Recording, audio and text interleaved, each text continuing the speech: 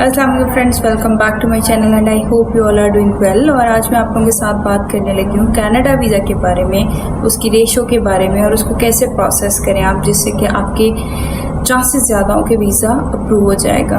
सबसे पहली बात तो ये कि कोई भी वीज़ा, मैं हमेशा ये कहती हूँ कि 100% आप ये सोच के नहीं प्रोसेस कर सकते कि लगेगा ही लगेगा, क्योंकि ये जो 100% वाली बात है ना, या 200% वाली बात है, ये सिर्फ ऊपर वाले की ज़ात के साथ अच्छी लगती है और वही जानता है कि क्या होना है और कैसे होना है। बाकी इंसान के हाथ में कोशिश है और वो कोशिश बहुत कर सकता है। तो हमेशा आप कोशिश करें, कोशिश करते रहें और कामयाबी देना अल्लाह ताला के हाथ में है।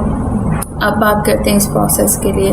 देखें, आजकल जो मार्केट का ट्रेंड है उसको देखें तो कनाडा वीज़ा अप्रूव कर रहा है। 30 से 60 वर्किंग डेज़ में वीज़ा अप्रूव हो रहे हैं। एक ऑप्शन जो मार्केट में है वो कैन प्लस के ऊपर भी है, उसके ऊपर मैंने अलग से वीडियो बनाई हुई है, आप उसको भी जाके देख सकते हैं। लेकिन जिनके पास यूएस का वैलिड वीज़ा नहीं है तो फिर वो लोग किस तरह से वीज़ा प्रोसेस करें कि उनका वीज़ा ग्रांट हो जाए। एक ऑप्शन तो आप लोगों की ये बनती है कि आपका कोई रिलेटिव हो, जैसे कि आपका ब्लड रिलेशन हो, आपका भाई या आपकी बहन कनाडा में हो, वो आपको एक बहुत अच्छा सा स्पॉन्सर लेटर लिख के दें और उसकी बेस के ऊपर आप वीज़ा अप्लाई करें।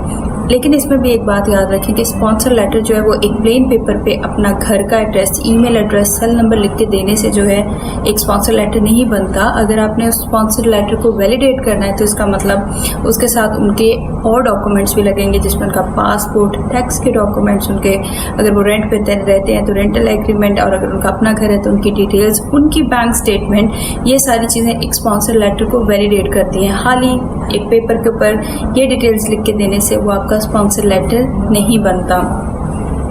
लेकिन जिन लोगों के बहन भाई रिलेटिव वहाँ पर हैं, प्रेफरेबल यही है कि आप ब्लड रिलेशन के साथ करें। लेकिन अगर फिर इसके बाद आपका कोई सेकंड रिलेटिव है और आप उसको अपने FRC से शो कर सकते हैं, उससे आप इनविटेशन की बेस पे भी आप वीज़ा प्रोसेस कर सकते हैं। लेकिन जब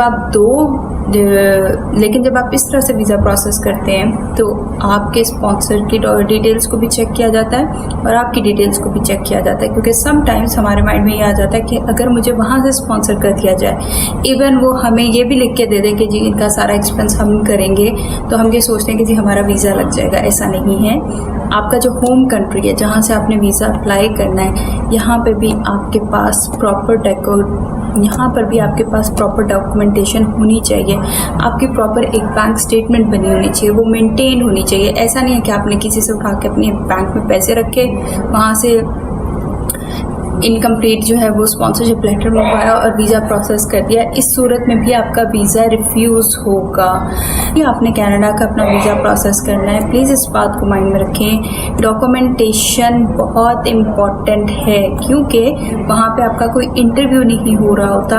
आप जो कुछ अपने रिक्वेस्ट लेटर में या अपने कवर लेटर में लिख के उनको देते हैं, वो उसी की बेस के ऊपर आपको जज कर रहे होते हैं और उसी से आगे उन्होंने आपके रेलिवेंट डॉक्यूमेंट्स को चेक करना होता है। तो अगर आपके डॉक्यूमेंट्स भी इनकम्प्लीट होंगे तभी आपका वीज़ा रिजेक्ट हो जाएगा। ये तो हो गई बात उन लोगों की जिन लोगों के पास हैं रिलेटिव्स और वो उनसे अपने लिए कोई इन्विटेशन प्रोसेस कर सकते हैं।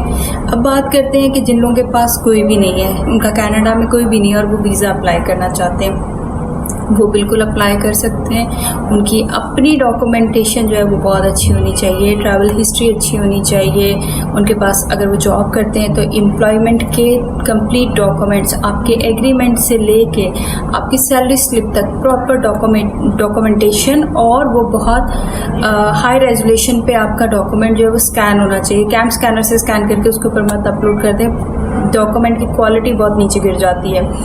और अगर वो बिज़नेस करते हैं तो बिज़नेस से रिलेटेड सारे डॉक्यूमेंट्स आप अटैच करके इस केस को आप होटल बुकिंग के साथ प्रेजेंट कर सकते हैं। देखें, जब आप इनविटेशन पे जाते हैं तो आप उनको बताते हैं कि जी हमारे पास रहने के लिए जगह है, तो आपका एक्सपेंस एकदम बहुत नीचे आ जाता है। लेकिन जब आप टूरिस्ट बेस पे अप्लाई करेंगे और आपका वहाँ पे कोई रिलेटिव नहीं है, फिर आपका फोकस आपके डॉक्यूमेंट्स में आपकी होटल बुकिंग पर भी होना चाहिए, उसके बगैर केस ना प्रेजेंट करें। तो इस तरह से इनविटेशन बेस पे भी आप वीज़ा प्रोसेस कर सकते हैं और अपनी होटल बुकिंग पे भी वीज़ा प्रोसेस कर सकते हैं। जितनी ज़्यादा अच्छी डॉक्यूमेंटेशन प्रॉपर तरीके से आप अपना केस प्रेजेंट करेंगे, उतने ज़्यादा चांसेस हैं कि आपका वीज़ा ग्रांट हो जाएगा।